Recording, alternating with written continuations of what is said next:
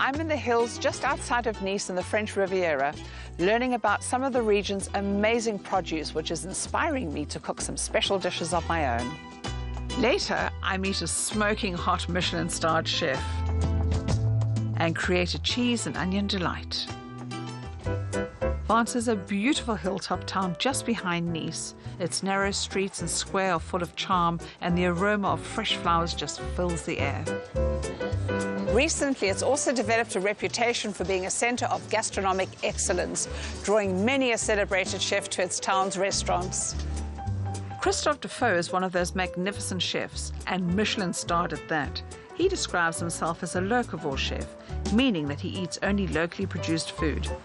In fact, he is so passionate about the ingredients on his doorstep that he only uses those sourced within a 250-mile radius. I'm off to meet Christophe at his restaurant to see him make one of his signature dishes using one of my all-time favourite ingredients, goat's cheese. But being a man of excellence, Christophe first needs to get his goat's cheese, and he insists on only one supplier. A local shepherd that also produces a fresh young cheese. Bruno milks his goats every day. Rennet is then added and the milk is left chilling overnight. The milk separates from the whey and Bruno ladles the curds into molds with holes so the separation process can continue. Bruno leaves the cheese for half a day and then he turns it by hand and adds a pinch of salt. It's left overnight and is ready for collection the next day. I can't wait for a taste of this. Hi, Christophe. Nice to meet you. Nice to meet you. I'm actually very excited to meet you because I believe you make amazing smoked cheeses. We will see. You'll You'll try it. You tell me. Can I come around and have a poke in your box over here? Yeah. Because I've heard that you actually go into the mountain and you pick wonderful things to smoke your cheese with. On the way to pick up the cheese, there's plenty wild thyme and eucalyptus trees and things. So on the way down, I'm collecting everything to get ready. That's a true chef. Yeah. I can understand the thyme. Eucalyptus is a new one for me. Okay, so there's two reasons about it. It's the first one. It's it gets the smoke carry on a little longer time than thyme, which is burning quick.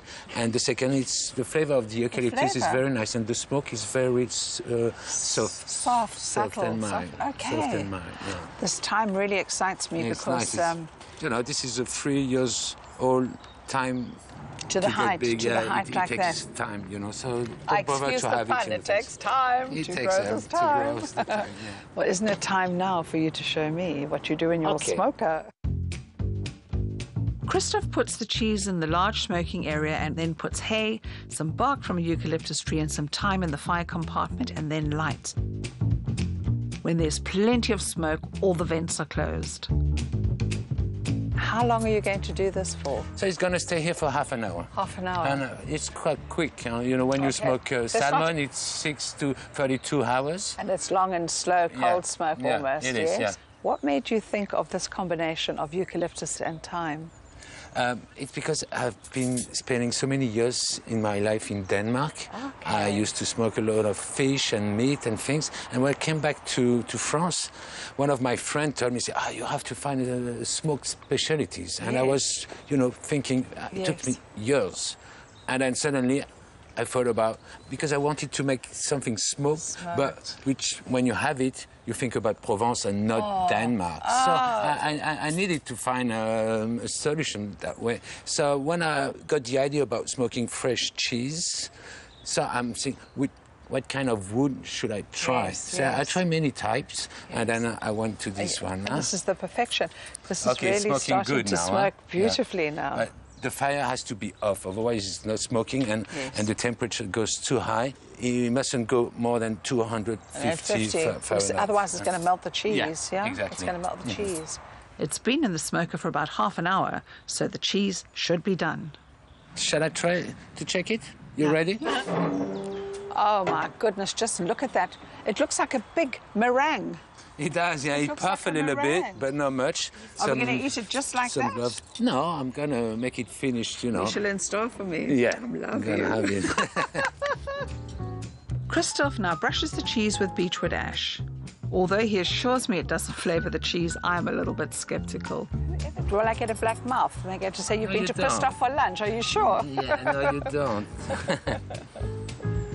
Okay, Jenny, if you're ready, so I would like you to sit, and then I'm going to serve you the cheese. I can't wait. Okay, okay. Good. The cheese is served with hazelnuts, which have been cooked in orange juice, red wine and sugar. Christophe adds a little salt and gives the cheese a final smoking.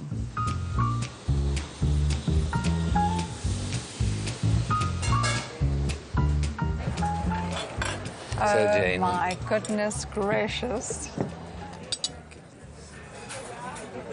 It's like forest food.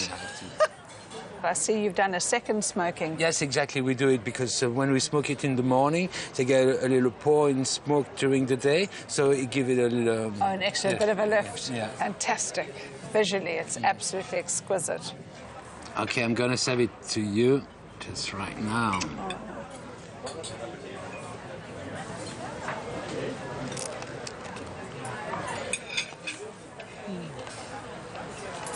He's undersold himself. This is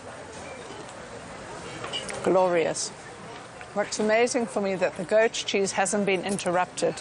It still tastes like goat's cheese. It does still, huh? With just a subtle, it is so subtle and gentle. It's magnificent, Christophe.